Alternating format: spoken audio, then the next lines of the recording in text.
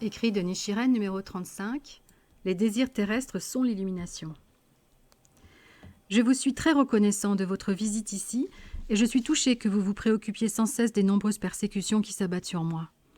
Je ne regrette pas d'être confronté à de telles persécutions en tant que pratiquant du Sutra du Lotus. Je pourrais retomber maintes fois dans le cycle des vies et des morts, mais jamais, dans aucune vie, je n'aurais autant de mérite que dans celle-ci. Sans ces difficultés, je serais peut-être resté dans les 3 ou 4 mauvaises voies. Mais désormais, à ma grande joie, il est certain que je briserai le cycle des souffrances des naissances et des morts et obtiendrai le fruit de la bouddhéité. Du seul fait d'avoir propagé l'enseignement théorique des 3000 mondes en un instant de vie, fondé sur la première moitié du Sutra du Lotus, Tiantai et Dengyo ont rencontré haine et jalousie.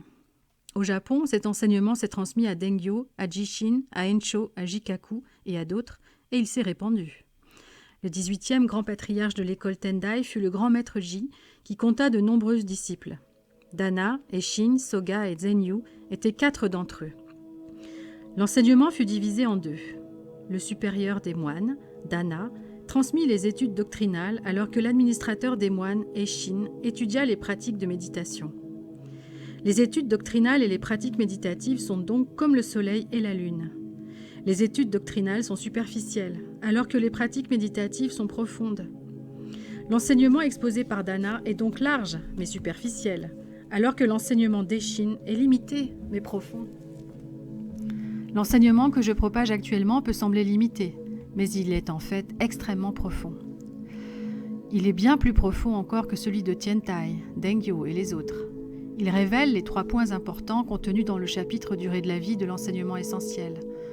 La seule récitation des 7 caractères de Nam-myoho Renge-kyo semble limitée, mais ces caractères sont en fait le maître de tous les Bouddhas des 3 phases de l'existence, le maître de tous les Bodhisattvas des 10 directions, et le guide permettant à tous les êtres vivants d'atteindre la voie du Bouddha.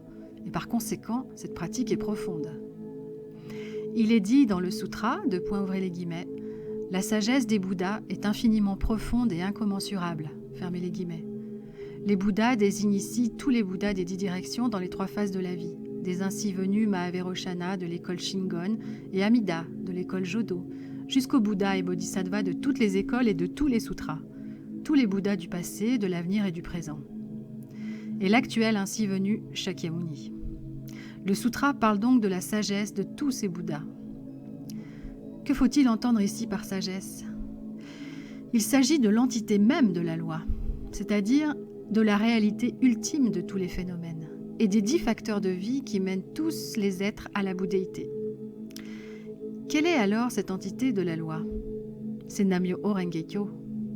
Il est dit dans un commentaire que le profond principe de la réalité ultime est la loi originelle et inhérente de Myoho Renge-kyo.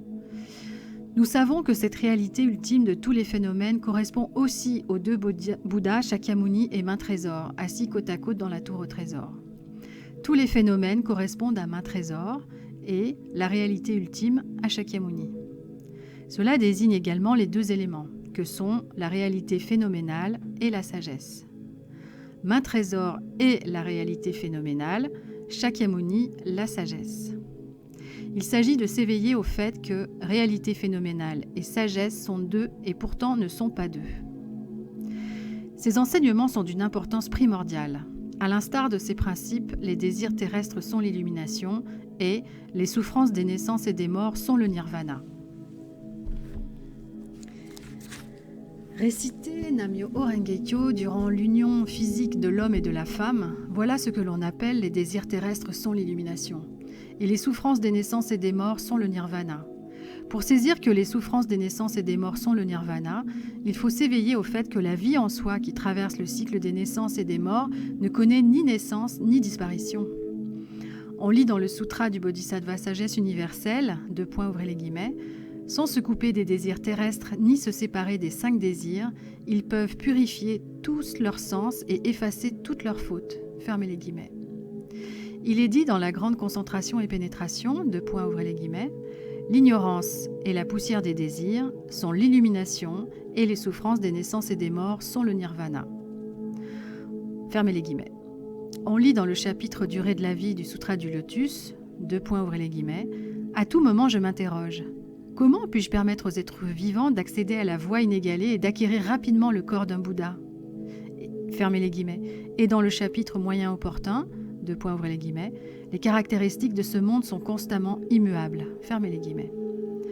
De telles affirmations s'appuient sans aucun doute sur ces principes.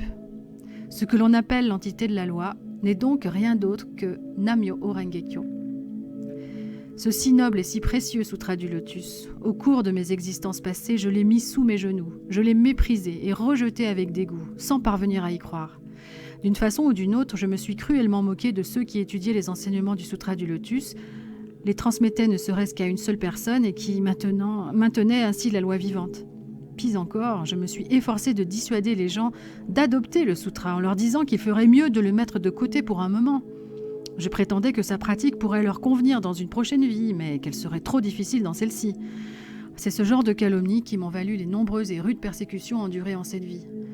Pour avoir autrefois dénigré le sutra du lotus, le plus élevé de tous les sutras, je suis aujourd'hui méprisé et on ne tient aucun compte de mes paroles. Il est dit dans le chapitre Analogie et parabole que les autres ne se préoccuperont pas de ce genre de personnes et ne lui manifesteront pas la moindre sympathie, même si elle essaie sincèrement de se lier d'amitié avec eux. Vous êtes cependant devenu un pratiquant du sutra du lotus, subissant pour cela de graves persécutions, et vous m'avez apporté votre aide. Dans le chapitre Le maître de la loi, le Bouddha déclare qu'il fera apparaître par enchantement les 4 sortes de croyants, moines, nonnes, hommes et femmes laïcs, et qu'il les enverra écouter les maîtres de la loi. Si vous n'êtes pas l'un de ces laïcs, à qui d'autre ce passage pourrait-il s'appliquer ? Vous n'avez pas seulement entendu la loi, mais vous y avez cru, et depuis vous l'avez suivie sans vous en écarter. C'est vraiment merveilleux, vraiment extraordinaire. Comment pourrait-on alors douter que je sois le maître de la loi du Sutra du Lotus ?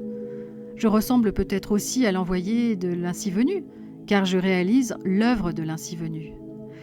J'ai tenté de propager les 5 caractères du Daimoku confiés au Bodhisattva pratique supérieure, alors que les 2 Bouddhas étaient assis ensemble, à l'intérieur de la tour au trésor. Cela ne signifie-t-il pas que je suis un envoyé du Bodhisattva pratique supérieure ? Mieux encore, en tant que pratiquant du Sutra du Lotus, non seulement vous m'avez suivi, mais vous avez aussi parlé de cette loi aux autres. N'est-ce pas là précisément la transmission de la loi ? Conservez votre foi dans le Sutra du Lotus. Vous ne tirerez pas du feu d'un silex si vous vous arrêtez à mi-chemin. Faites surgir le grand pouvoir de la foi, de sorte que tous les habitants de Kamakura, voire tous les habitants du Japon, de haute ou de basse condition, parlent de vous comme de Shijokingo de l'école du Lotus. Même une mauvaise réputation se répand largement. Une bonne réputation ira encore plus loin, surtout si c'est la réputation de se consacrer au Sutra du Lotus. Expliquez également tout cela à votre épouse, et œuvrez ensemble comme le soleil et la lune, une paire d'yeux, ou les 2 ailes d'un oiseau. Comment, avec le soleil et la lune, pourrait-on rester sur le chemin des ténèbres ? Avec une paire d'yeux, vous verrez sans aucun doute le visage de Shakyamuni, de maints trésors et des Bouddhas des 10 directions.